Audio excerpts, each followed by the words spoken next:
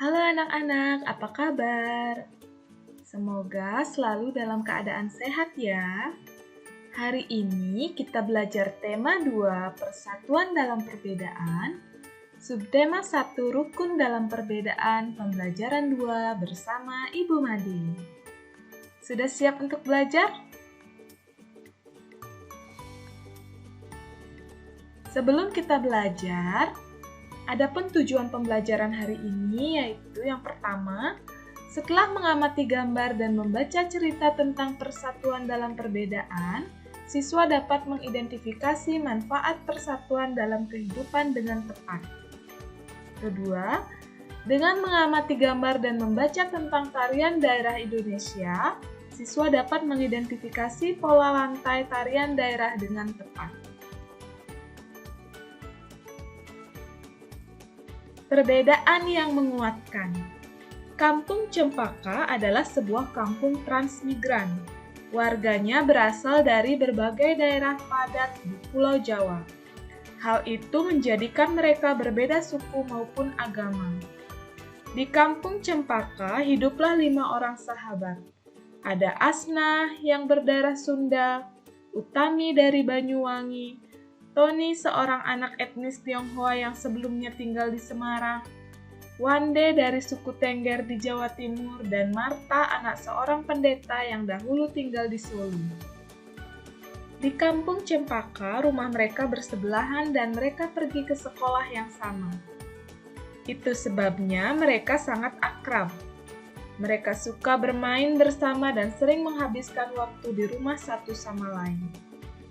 Meskipun berbeda suku, kebersamaan begitu kental terlihat dalam keseharian mereka. Bersama anak-anak lain di Kampung Cempaka, mereka setiap akhir minggu berkumpul di balai utama kampung. Biasanya, selain berolahraga bersama, mereka juga kerap berkeliling ke rumah warga, membantu melakukan apa saja yang dibutuhkan warga.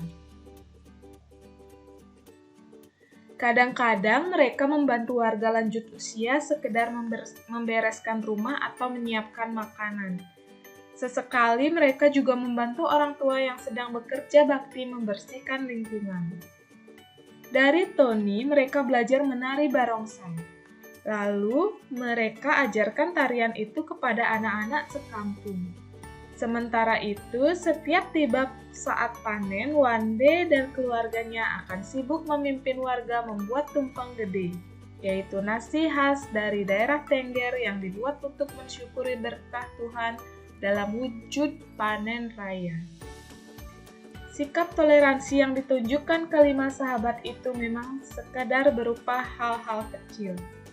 Hal kecil dalam keseharian itulah yang mencerminkan kehidupan Bhinneka Tunggal Ika di Kampung Cempaka yang kaya akan perbedaan.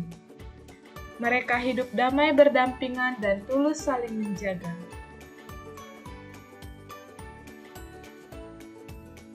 Rukun dalam perbedaan. Setelah mengamati gambar dan membaca teks tentang hidup rukun dalam perbedaan,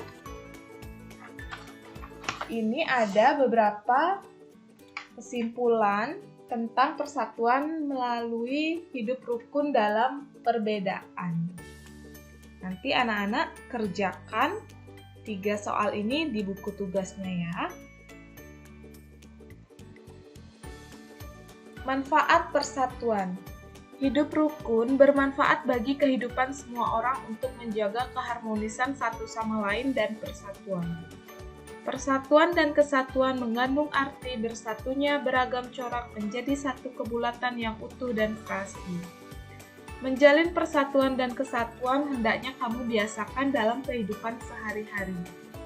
Misalnya dalam bentuk kegiatan gotong royong dan bekerja sama dalam menyelesaikan tugas kelompok. Masih banyak peristiwa dalam kehidupan sehari-hari yang biasa kamu alami atau kamu saksikan sebagai pencerminan sikap menjalin persatuan dan kesatuan. Namun, perbedaan akan menjadi masalah jika kita tidak menyikapinya dengan baik. Berikut cara menyikapi perbedaan yang baik. 1. Mengembangkan cara berpikir positif dalam diri. 2. Hindari sikap merendahkan orang lain dan menganggap bahwa diri sendiri paling hebat. 3. Meningkatkan kepekaan terhadap orang lain. 4. Bersikap sabar dan toleran dengan siapapun. Semangat persatuan bangsa Indonesia tercermin pada budaya lokal, salah satunya adalah melalui tarian. Banyak tarian daerah Indonesia yang menyerukan persatuan. Contohnya, tari cokek dari Banten. Lego-lego, tari adat Alor bermakna persatuan. Tari adat adalah salah satu kekayaan budaya yang disampaikan secara turun-menurun dari nenek moyang. Tarian adat kerap memiliki pesan dan makna yang luhur. Salah satunya ada pada tari lego-lego dari Kabupaten Alor, Nusa Tenggara Timur, NTT. Tarian ini ditunjukkan untuk mengajak masyarakatnya bersatu membangun kampung dan negeri. Pada masing-masing kawasan di Kabupaten Alor terdapat gaya tari dan nyanyian yang berbeda-beda, namun formasinya tetap sama, yakni lingkaran. Masing-masing nyanyian dan pantun yang diungkapkan saat menari memiliki arti serta harapan yang berbeda-beda.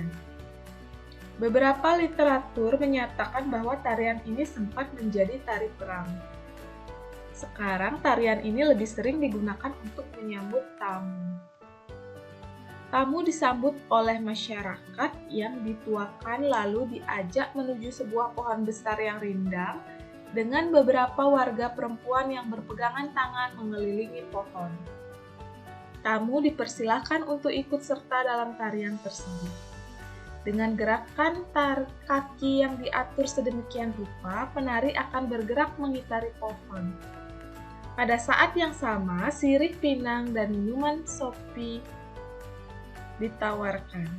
Gerakan kaki dan nyanyian di masing-masing daerah bisa saja berbeda, namun bentuk formasi lingkaran dan komponen tradisional lainnya tetap sama.